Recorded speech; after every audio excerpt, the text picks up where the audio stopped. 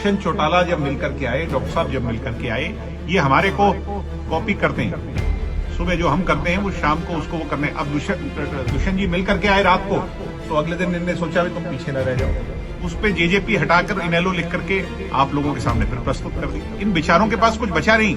इन shade के नीचे तो ये जो है ना आपका जनसभाएं होती है, रैली होती है खुले मैदान में।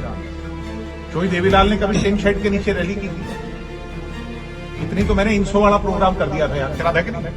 क्या कभी ऐसा हुआ है जो दुनिया की सबसे बड़ी पार्टी अपने आप को बोलती हो, वो 90 में से 89 सीट पे ही चुनाव लड़े? किरण चौधरी का राज्यसभा का इलेक्शन था तो हुड्डा जी ने उसका विरोध क्यों नहीं किया जब हम तैयार थे? उसके बाद ये सरकार गिर सकती थी, अल्पमत में थी, और हमने इस मुद्दे को उठाया तो हुड्डा जी पीछे क्यों हट गए? आप समझदार लोग हो। हम सत्ता में थे जनहित के मुद्दों के लिए, और वो मुद्दे में गिनवाने लग जाऊं तो आप कहोगे वो पुरानी बात कर रहे हो। आप समझदार हो, इन मुद्दों को बार बार मत उठाओ। हमारा कंपैरिजन आप इनेलो से नहीं कर सकते। हम तो चुनाव अलग लड़े, इनेलो तो बीजेपी के साथ मिलकर के चुनाव लड़ी है। क्या कभी ऐसा हुआ है जो दुनिया की सबसे बड़ी पार्टी अपने आप को बोलती हो, वो 90 में से 89 सीट पे ही चुनाव लड़े?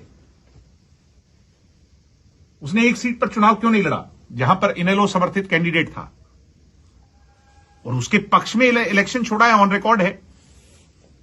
तो ये तो बीजेपी के हैंड इन हैंड हैं, बीजेपी के साथ मिले हुए लोग हैं, बीजेपी के एजेंडा से। इनकी तो रैली बीजेपी ने करवाई है, क्या नहीं पता आप लोगों को?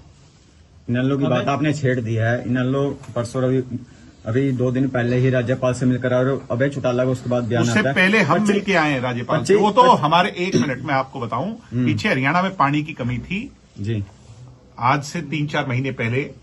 तो दुष्यंत चौटाला जब मिलकर के आए, डॉक्टर साहब जब मिलकर के आए, ये हमारे को कॉपी करते हैं। सुबह जो हम करते हैं वो शाम को उसको वो करने। अब दुष्यंत जी मिलकर के आए रात को, तो अगले दिन इन्होंने सोचा भी तुम पीछे न रह जाओ। मुद्दे जो हमने उठाए थे 1 मिनट, उसकी कॉपी ले ली इनने, उस पे जेजेपी हटाकर इनेलो लिख करके आप लोगों के सामने फिर प्रस्तुत कर दी। इन बेचारों के पास कुछ बचा नहीं। अभय चौटाला का बयान होता है उसी दिन भी, 25 सितंबर की हमारी रैली के बाद। अरे मुझे एक बात बताओ, मुझे 1 मिनट मेरी सुनो। हाँ, रैली थोड़ी कहोगे उसे, वो तो जनसभा थी। वो तो अगले टेंट, अगर टिन शेड के नीचे रैलियां थोड़ी होती हैं। टिन शेड के नीचे तो ये जो है ना आपका जनसभाएं होती हैं, रैली होती है खुले मैदान में। चोई देवीलाल ने कभी टेंट शेड के नीचे रैली की थी क्या? इतनी तो मैंने इंसो वाला प्रोग्राम कर दिया था यार, क्या था कि नहीं? सबने पता है। राजनीतिक पार्टियों के केस करेंगे, आरएस यादव पर अभय चौटाला डेफामेशन का केस करेंगे। पता नहीं किस पे करेंगे, मैं क्या जानूं, वो जाने, आरएस यादव जाने, मेरा क्या लेना। छोटे भैया ने वो कह रहे राजनीतिक पार्टियों का छोटे भैया नेता मेरे साजिश मेरे खिलाफ साजिश करके मुझे अपमानित कर रहे हैं, लेकिन मेरा कारवा वैसे बढ़ता जाएगा। अभय चौटाला वो जाने तो उसका मैं क्या कर सकता हूँ।